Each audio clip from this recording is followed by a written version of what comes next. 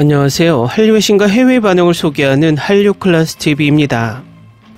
오늘은 이 K드라마 스릴러 시리즈는 피해 축제다란 제목의 폭군 리뷰 기사를 살펴보고 이 드라마를 시청한 미국 영어권 시청자 반응까지 살펴보겠습니다. 저도 어젯밤에 시청했고 나름 재미있게 봤습니다. 기본적으로 생각이 든 것은 그냥 영화 마녀의 스핀오프 영화를 4편의 드라마로 나눠놨다란 생각이 들고, 차승원의 캐릭터는 노인들을 위한 나라는 없다의 하비에르 바르뎀 캐릭터를 그대로 가져왔다란 생각을 하게 만들며 심지어 사용하는 무기까지 비슷했습니다.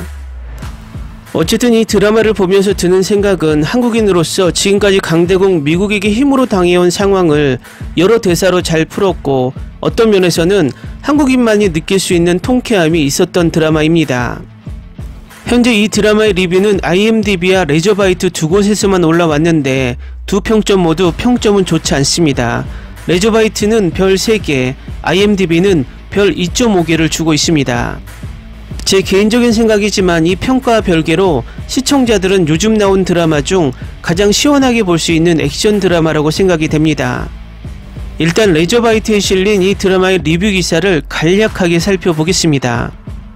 이 디즈니 플러스 시리즈에서는 미국과 한국 간의 인계 과정에서 알려지지 않는 습격자가 남한 정부에서 인간의 능력을 강하게 만든 위험한 생물학 무기를 훔치면서 여러 정부기관의 구성원 간에 스릴 넘치는 추격전이 벌어집니다.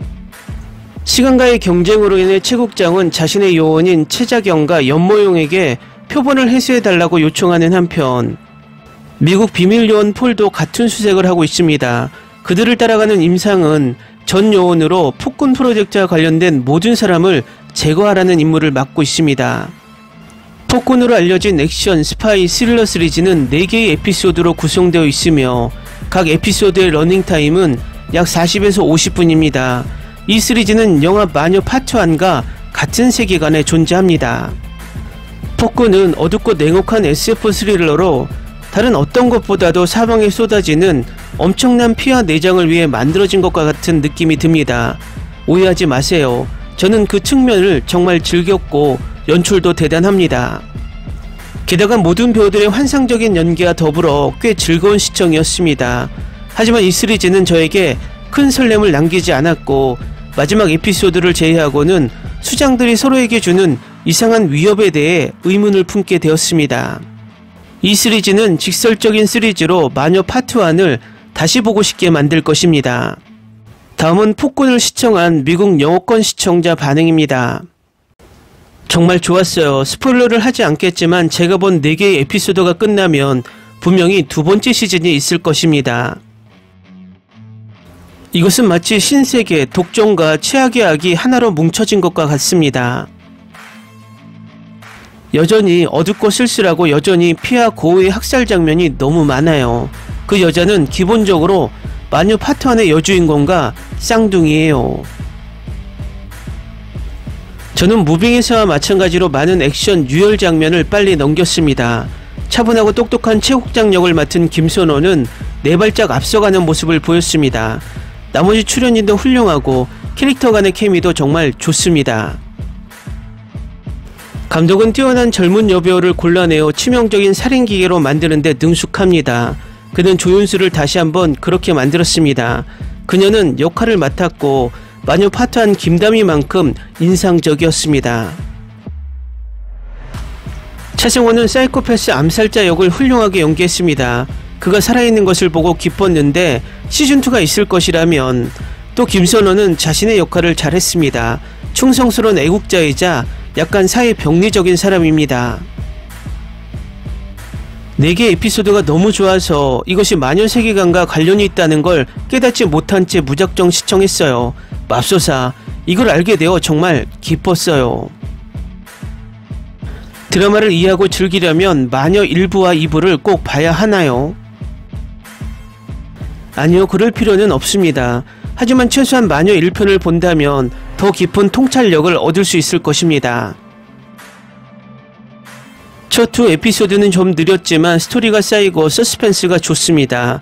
저는 이것을 마녀 1과 동등하다고 생각합니다. 마녀 2는 그렇지 않습니다. 시청하는 동안 몇 번이나 눈을 크게 떴습니다. 마녀 2부는 1부처럼 줄거리가 별로 전개되지 않고 액션과 폭력만 가득한 작품입니다.